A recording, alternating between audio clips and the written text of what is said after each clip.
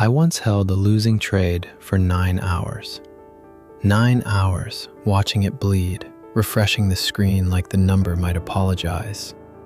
And that same week, I sold a winner in under a minute. A good trade, working exactly the way it was supposed to, and I grabbed the tiny profit and ran. Same person, same account, opposite behavior. For a long time, I thought that just made me undisciplined. It turns out it made me completely normal. Because there is a specific piece of wiring in your brain that makes you do this. It has a name, and once you see it, you cannot unsee it in your own trading. But the strange part is, that wasn't even the real problem. And the thing that finally fixed it had almost nothing to do with discipline. I remember staring at one position, down $480, thinking a sentence I am almost embarrassed to say out loud. If I sell now, I have officially lost $480. But if I hold, I haven't really lost anything yet. That sounds ridiculous now. At the time, it felt completely logical. And that was the moment I started to understand something about myself. My brain was not trying to make money. It was trying to avoid pain. For 2 years, I had the wrong word for this. When I held losers too long, I called it a lack of discipline. When I dumped winners too early, I called it playing it safe. 2 different excuses for the exact same glitch. Because here's what nobody told me. You do not feel gains and losses on the same scale. Losing does not just cancel out winning. It weighs more.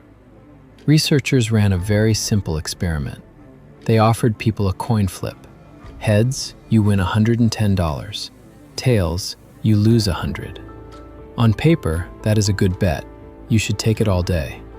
Almost nobody wanted it. So they raised the prize. And it turned out the average person needed the win side to reach around $200 before they would risk losing $100. The pain of losing was about twice as powerful as the pleasure of winning the same amount. That experiment became one of the foundations of an idea that 2 psychologists, Daniel Kahneman and Amos Tversky, called loss aversion. It later won a Nobel Prize. But you do not need the prize to feel it. You feel it every session. Every loss on your screen is punching you twice as hard as every win is patting you on the back. And this is not just a lab trick with coins. Then researchers looked at 10,000 real trading accounts and simply watched what people did. People were far more likely to sell a position that was winning than one that was losing. Roughly 50% more likely to cash in a winner than to cut a loser. They had it perfectly backwards, harvesting the trades they should have let run, marrying the trades they should have killed. There is a name for it, the disposition effect, but the name is not the point. Reading that study felt like someone had quietly pulled up my own account history and read it back to me. It was not describing a stranger, it was describing me, tab by tab. And loss aversion does not stop at holding the loser. It recruits every other bad habit you have. You move your stop, just a little, to give the trade room, which is a polite way of saying you refuse to be wrong.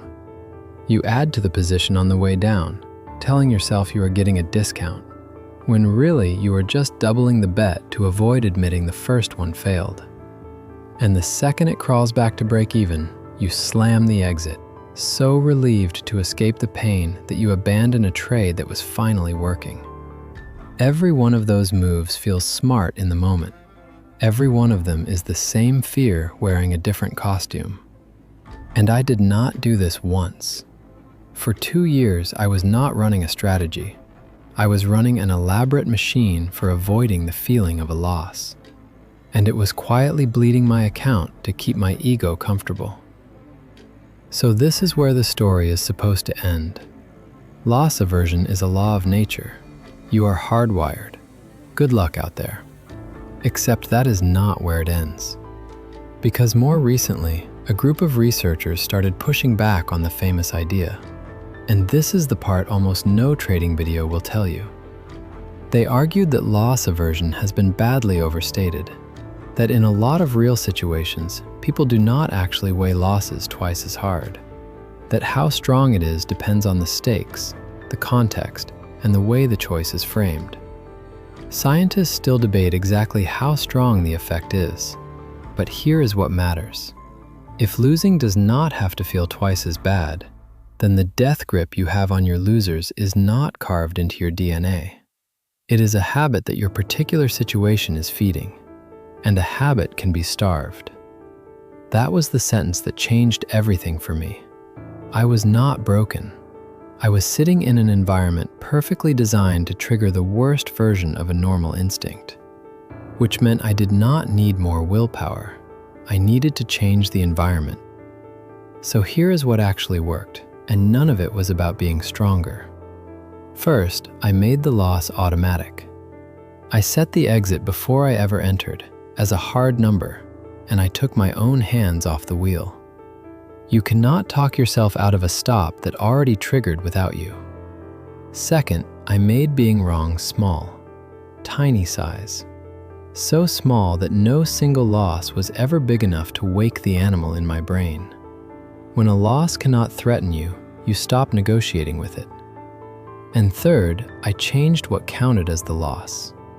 The loss was never the red number. The loss was the moment I broke my own rule to avoid the red number. Once I started grieving the broken rule instead of the money, everything quietly got better. I still feel the pull. Every trader does. Loss aversion did not leave me. I just stopped letting it hold the pen. So the next time you are frozen over a losing position, telling yourself a beautiful story about why it comes back, remember, it is not weakness. It is not greed. It is an ancient survival instinct doing its job in the one arena where its job gets you killed. You do not have to win the fight against your own brain. Discipline was never about winning that argument with yourself. It is about making sure the argument never happens. One last thing. If you want to see what this actually cost me before I figured it out, I made a whole video on the accounts I blew learning it the hard way. It is on your screen right now. Go watch that one next. I will see you on the other side.